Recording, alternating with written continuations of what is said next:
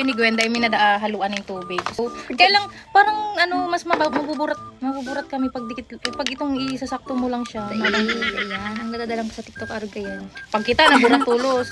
Guys, pag naubos mi niyo, udang tubig-tubig na. Ay, matubig, garo kita di.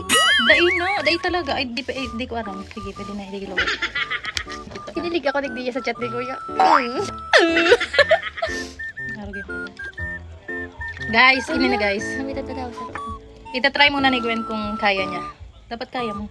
Namitan mo lang. Dikit lang ni. Suka digdi para may iling ka. Dikit lang. Maamis ni Gwen, maamis ni. Iba naman. Namitan mo! Dali na! Ano?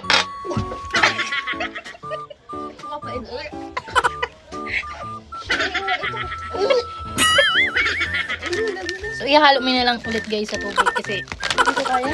may kaya. Hindi yan. Dapat para madali nga kitang maburat. Ayman. Dahil dikit man ako inano mo.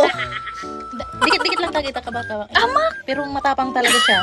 Promise. So, ang gigibon mi guys, ano, ibaba. Ni guys kasi dahil may ata kaya na, Yes. na idiretso siya. Okay na yan. Hindi nawara sa lalamunan ko. Ipaparag. 哎呦我的妈！